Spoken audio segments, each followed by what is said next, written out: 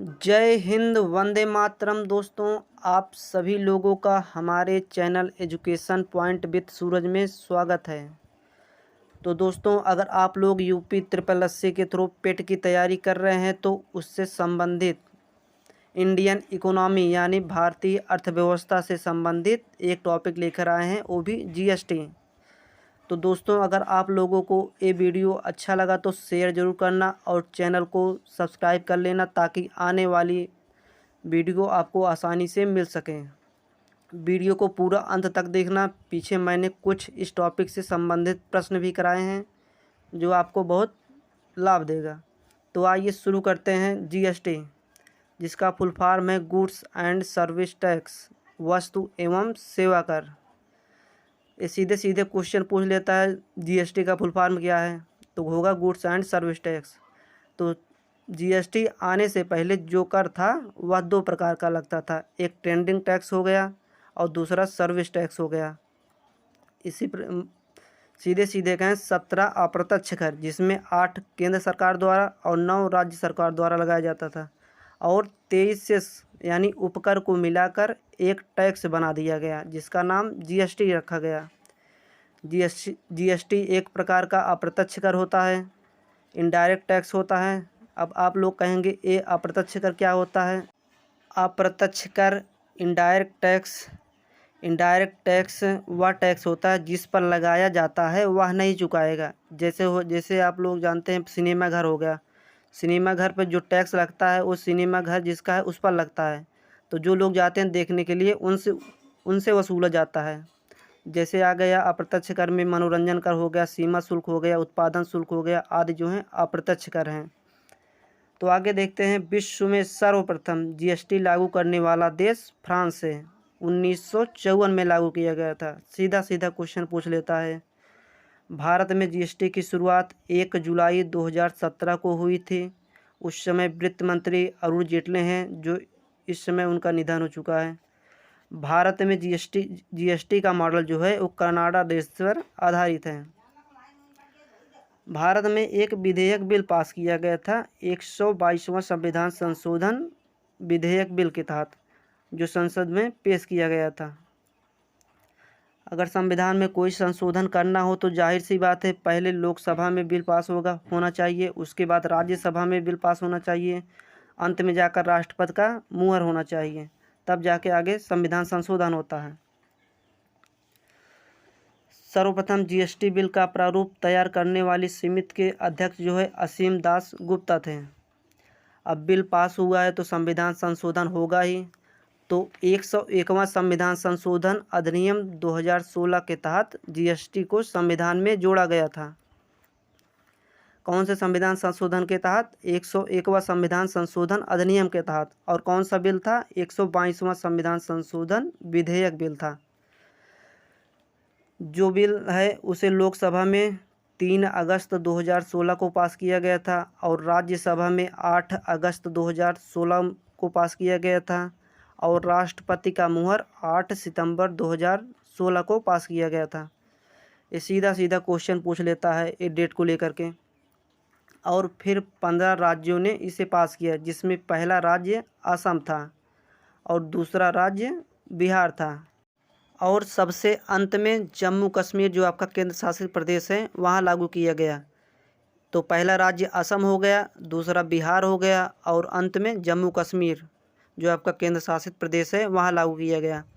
इस प्रकार 101वें संविधान संशोधन के तहत जीएसटी को संविधान में जोड़ा गया और इसे 1 जुलाई 2017 को लागू किया गया। तो जीएसटी दिवस भी 1 जुलाई को मनाया जाता है। इस प्रकार भारत में जीएसटी लागू करने वाला भारत जो है 161वां देश बना। तो आइए आगे देखते हैं। जीएसटी की कुछ दरें हैं, जैसे है 0%, 5%, 12% और 18% और 28%। तो 0% कम ही पूछता है, नहीं दिखता है नहीं कहीं कहीं। तो आप लोग जैसे पूछता है कि 5% के अंतर्गत क्या क्या वस्तुएं रखी गई हैं, तो 5% के अंतर्गत घरेलू आवश्यक वस्तुओं की चीज़ें आती हैं, जीवन रक्षक दवाएं आती हैं, और हैंडपम्प, कोयला, टैक्सी किराया हो गया, रेलवे एवं माल परिवहन सेवा हो गया, आदि सब हो गए 5% के अंतर्गत आते हैं। और 12% के अंतर्गत क्या क्या आते हैं? नोटबुक हो गया, भोजन तैयार मतलब होटल में जो भोजन होता है वो हो गया, और खेल के सामान हो गए, चश्मे के लेंस हो गए, आदि हो गए, 12% के अंदर आते हैं। और 18% के अंतर्गत क्या क्या आता है? जैसे CCTV कैमरा हो गया, प्रिंटर हो गया, हेयर ऑयल हो गया, व औद्योगिक सामान हो गया, हेलमेट हो गया, आदि सब 18% के अंतर्गत आते हैं। और 28% के अंतर्गत क्या क्या आते हैं? जैसे आपका परफ्यूम हो गया, लग्जरी कार हो गया, कोई भी कार हो गया, सिगरेट हो गया, एयर कंडीशनर हो गया, आदि सब 28% के अंतर्गत आते हैं। और कुछ वस्तुएं जो है GST से बाहर रखी गई हैं, जैसे आपका शराब हो गया, पेट्रोलियम उत्पादन हो गए, जैसे पेट्रोल, डीजल, प्राकृतिक गैस, विद्युत आदि ये सब जो हैं GST से बाहर रखी गई हैं। तो आगे देखते हैं। सबसे पहले GST लागू करने का सुझाव एक समिति थी, उसका नाम था विजय केलकर समिति ने 2002 में, उस समय प्रधानमंत्री अटल बिहारी वाजपेयी की सरकार थी और वित्त मंत्री यशवंत सिन्हा थे। इस समिति की सहायता से GST को लागू करने का सुझाव दिया गया। वर्ष 2003 में सर्वप्रथम अप्रत्यक्ष कर पर विजय केलकर समिति ने सुझाव दिया था। जैसे पहला सुझाव क्या दिया था? एकीकृत कर। अप्रत्यक्ष करों को सबसे पहले एकीकृत करो। आप लोग एक ही कर पर उत्पादन शुल्क भी लगा रहे हो, बिक्री कर भी लगा रहे हो, सर्विस टैक्स भी लगा रहे हो, ये 4-5 तरीके से कर लगा रहे हो आप लोग, सबको एकीकृत करके लगाओ। और दूसरा कर है इकट्ठा कर, मतलब सभी करों को इकट्ठा करने में ज़्यादा खर्च लगता था सरकार को। और तीसरा है मंजिल कर मतलब मंजिल पर कर लगाओ। तो आगे अगला पॉइंट देखते हैं। जब संविधान संशोधन 101वां संविधान संशोधन GST के लिए किया गया तो कुछ अनुच्छेदों को जोड़ा गया था। जैसे 246A मतलब अमेंडमेंट एक्ट होता है। 246A में GST से संबंधित कुछ विशेष प्रावधान को रखा गया है। तो अगला अनुच्छेद है 269A। इसमें अंतर्राज्यीय व्यापार में GST की उगाही तथा विभाजन का वर्णन है। और तीसरा है 279A। इसमें GST काउंसिल की व्यवस्था की गई है। अनुच्छेद 269A के तहत राष्ट्रपति GST परिषद का गठन करेगा, जिसका उद्देश्य जो है देश में वस्तुएं तथा सेवाओं के एकीकृत तथा समन्वित बाजार का विकास करना होता है। ये जो GST काउंसिल की व्यवस्था है 12 सितंबर 2016 को इसकी स्थापना की गई थी। इसमें कुल 33 सदस्य होते हैं। इसमें एक अध्यक्ष होते हैं, वो केंद्रीय वित्त मंत्री होते हैं, और एक सदस्य होते हैं, आप उपाध्यक्ष भी कह सकते हैं, केंद्रीय वित्त राज्य मंत्री होते हैं। और सदस्य होते हैं 28 राज्य हैं वर्तमान में, और सभी राज्यों के वित्त मंत्री होते हैं। और इसमें 3 केंद्र शासित प्रदेशों के वित्त मंत्री होते हैं, जैसे दिल्ली हो गया, पुडुचेरी हो गया, जम्मू कश्मीर हो गया। यही 3 केंद्र शासित प्रदेश इसमें शामिल हैं। आगे देखते हैं इसमें कितना बहुमत राज्य सरकार को मिला है और कितना बहुमत केंद्र सरकार को मिला है। जैसे 2/3 बहुमत जो है राज्य सरकार को दिया गया है तथा 1/3 बहुमत केंद्र सरकार को दिया गया है, यानी राज्य सरकार को इसमें ज़्यादा दर्जा दिया गया है। तो आगे देखते हैं हम GST के प्रकार।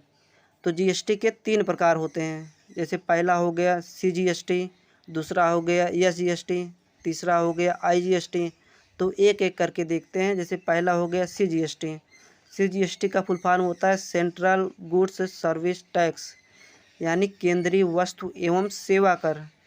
यह कर भारत सरकार द्वारा राज्य सरकार के अंदर वस्तुएं एवं सेवाओं की आपूर्ति पर लगाया जाता है। यह कर केंद्र सरकार द्वारा वसूला जाता है। और दूसरा हो गया SGST, यानी स्टेट गुड्स सर्विस टैक्स, यानी राज्य वस्तु सेवा कर। यह राज्य के आंतरिक व्यापार पर राज्यों द्वारा वसूला जाता है।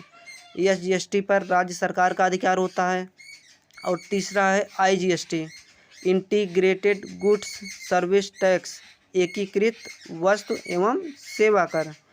यह दो राज्यों के बीच व्यापार पर केंद्र सरकार द्वारा वसूला जाता है। इसमें प्राप्त राजस्व उस राज्य को दिया जाता है जहां वस्तु और सेवा अंतिम रूप से उपभोग किया गया है। तो आगे कुछ पॉइंटें हैं, आप लोग इसे ध्यान दीजिएगा।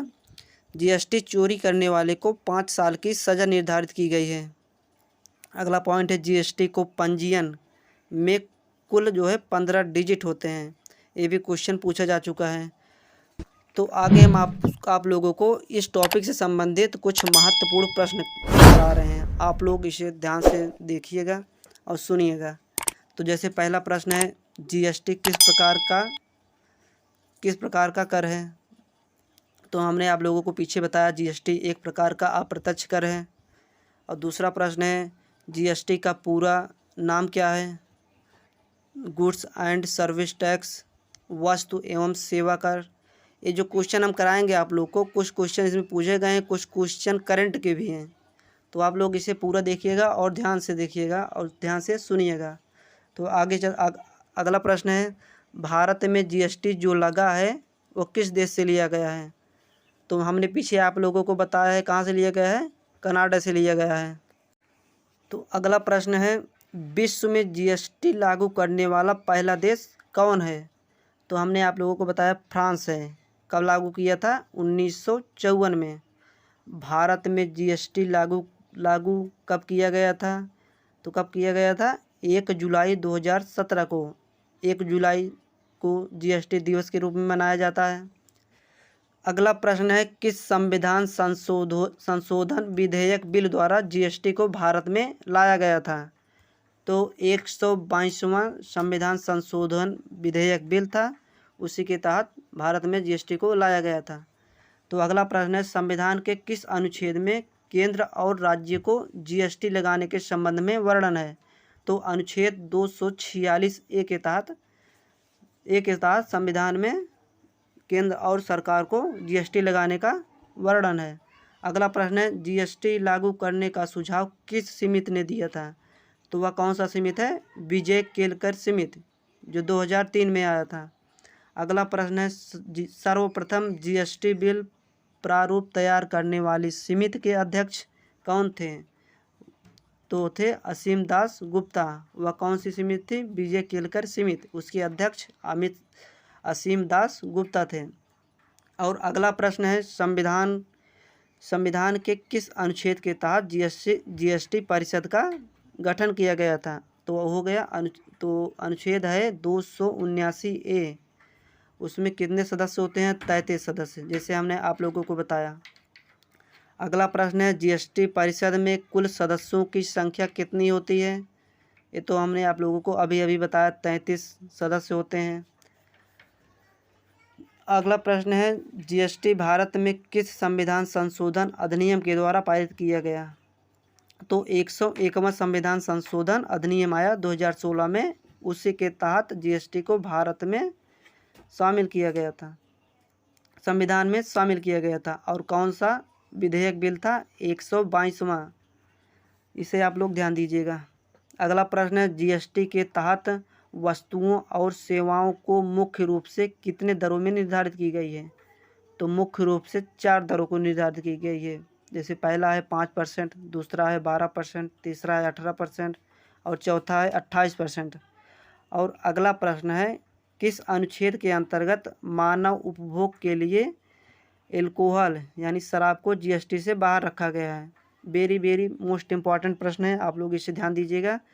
तो अनुच्छेद 366 12A, मतलब 12A अमेंडमेंट एक्ट है उसमें, उसके तहत एल्कोहल को बाहर रखा गया है। अगला प्रश्न है, GST परिषद द्वारा मई 2021 तक कुल कितनी बैठकों का आयोजन किया गया था। ये अभी हाल ही का करंट का क्वेश्चन है, इसे आप लोग ध्यान दीजिएगा। तो कब बैठक किया गया, चौथा बैठक किया गया, 43वां बैठक किया गया 28 मई 2021 को। और इसके जो वित्त मंत्री थे वो कौन है, निर्मला सीतारमण, जो वर्तमान में भी हैं। तो अगला प्रश्न देखते हैं, जीएसटी चोरी करने वाले को कितने साल की सज़ा होती है। तो हमने आप लोगों को बताया था 5 साल की सज़ा होती है जीएसटी चोरी करने वालों को। और अगला प्रश्न है, जीएसटी परिषद के प्रथम अध्यक्ष कौन थे। सीधी सी अरुण जेटली थे, जो इस समय उनकी मृत्यु हो चुकी है। और अगला प्रश्न है, जीएसटी परिषद के अध्यक्ष कौन होते हैं। तो जीएसटी परिषद के अध्यक्ष वित्त मंत्री यानी वर्तमान में निर्मला सीतारमण जी हैं, वो होती हैं। और अगला प्रश्न है, जीएसटी बिल पास करने वाला राज्य कौन है पहला। जैसे पहला राज्य असम हो गया, दूसरा बिहार हो गया, और अंतिम कौन है, जम्मू कश्मीर। और अगला प्रश्न है, जीएसटी के अंतर्गत कितने अप्रत्यक्ष कर और सेस यानी उपकर को शामिल किया गया था। तो हमने आप लोगों को बताया 17 अप्रत्यक्ष कर, जो 8 केंद्र के द्वारा और 9 राज्य के द्वारा, और 23 सेस यानी उपकर को शामिल किया गया था। अगला प्रश्न है, वेरी मोस्ट इम्पॉर्टेंट, लोकसभा में जीएसटी बिल कब पास किया गया था और राज्यसभा में कब पास किया गया था और राष्ट्रपति ने कब उस पर मुहर लगाया था। तो लोकसभा में 3 अगस्त 2016 को जो है पास किया गया था, और राज्यसभा में 8 अगस्त 2016 को पास किया गया था, और राष्ट्रपति ने कब मुहर लगाई थी, 8 सितंबर 2016 को लगाई थी। तो अगला प्रश्न देखते हैं, जीएसटी से बाहर क्या क्या रखा गया है। हमने आप लोगों को बताया है शराब हो गया, कच्चा तेल हो गया, पेट्रोल, डीजल, प्राकृतिक गैस आदि हो गए। और अगला प्रश्न है, आईजीएसटी को संविधान के किस अनुच्छेद में रखा गया है। आईजीएसटी का फुल फॉर्म क्या होता है। तो आईजीएसटी को अनुच्छेद 269A में रखा गया है, और इसका full form integrated goods and service tax होता है। तो अगला प्रश्न है, जीएसटी पंजीयन की संख्या में कुल कितने डिजिट होते हैं। वेरी मोस्ट इम्पॉर्टेंट, 15 अंक होते हैं। और अगला प्रश्न है, जीएसटी परिषद में राज्यों को कितना अधिकार दिया गया है और केंद्र को कितना अधिकार दिया गया है। तो राज्य को 2/3 अधिकार दिया गया है, और राज्य केंद्र को 1/3 अधिकार दिया गया है। और अगला प्रश्न है, जीएसटी से जीडीपी में कितनी प्रतिशत वृद्धि का अनुमान लगाया गया है। तो 2% जो है जीडीपी में जीएसटी के द्वारा मदद किया जाता है। यही इतने प्रश्न थे जीएसटी से संबंधित। तो आप लोगों को ये हमारी जीएसटी वाली टॉपिक कैसे लगी। अगर अच्छी लगी हो तो यार प्लीज़ शेयर कर देना दोस्तों, बहुत मेहनत लगती है बनाने में। और चैनल को प्लीज़ सब्सक्राइब कर देना, ताकि आने वाली किसी भी टॉपिक की वीडियो आपको आसानी से मिल सके। तो दोस्तों, वीडियो को शेयर करना और चैनल को सब्सक्राइब करना। और आप लोग अगर चाहें तो दोबारा देख सकते हैं, और अच्छे से आपको ये टॉपिक तैयार हो जाएगी। तो देखने के लिए आप लोगों को बहुत बहुत धन्यवाद।